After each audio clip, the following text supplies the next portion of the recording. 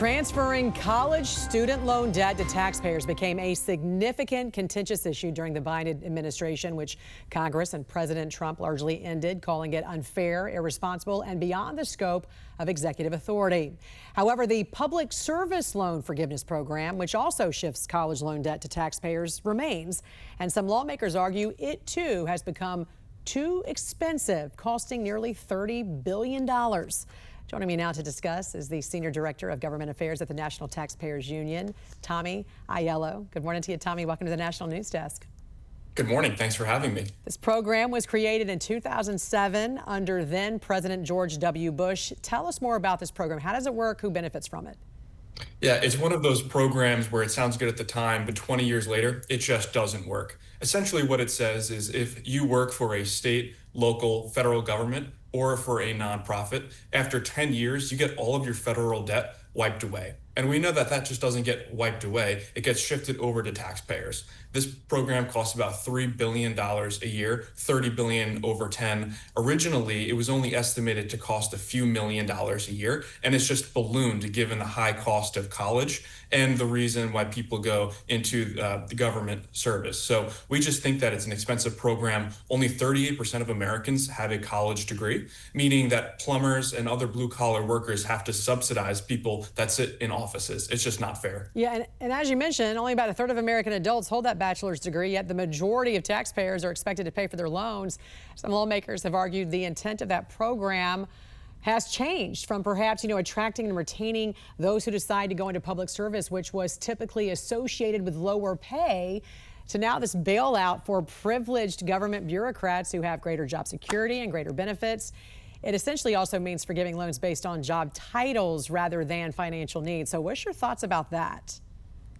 Yeah, it's a real problem. Right now, there's about 2.5 million people that are enrolled in the program, and the average person that's in this program has $80,000 of debt shifted from their books over to taxpayers. So it is an expensive program that doesn't benefit a whole lot of people in the grand scheme of things. So the way we look at it is if you work for a federal agency, whether you work for the state or local or here in DC, at the end of the day, you have great benefits, you have an incredible retirement package, really strong health care, and that job security. You're very unlikely to be fired or let go if you work for a government agency. And if you work for a nonprofit organization, you don't pay any income tax. Your organization doesn't pay any income tax. So there's this notion that there's double dipping. You get all of these benefits, but at the end of the day, after 10 years of minimum payments, which could be as little as $100 a month, you get $80,000 of your debt wiped away. We just think Congress needs to step in and act with some solutions. Yeah. So a nurse who works for a nonprofit hospital could get these loans forgiven, but a nurse working for a for-profit hospital will have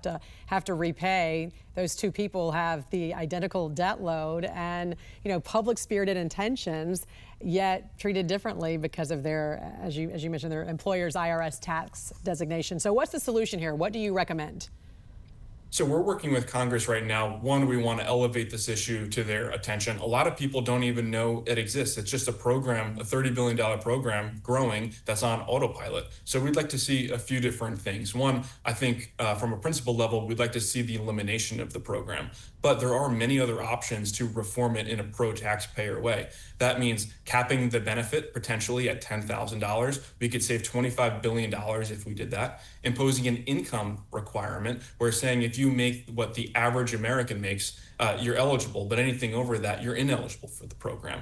We think this is a good idea because you could be making $200,000, $300,000 a year, making your $100 minimum payment, and still have $80,000 of your debt wiped away. That's just unfair. And then finally, if we could just include this in reconciliation, we think that this has a real good shot of making it to the president's desk if they decide to do that second reconciliation. What's package. so wild is that there were none of those parameters made in 2007. So that, as you mentioned, somebody who's making $200,000 or $300,000 and paying the bare minimum of their loan is still transferring their debt to taxpayers, which is wild. All right, Senior Director of Government Affairs at the National Taxpayers Union, Tommy Aiello, thanks for joining us. We appreciate it.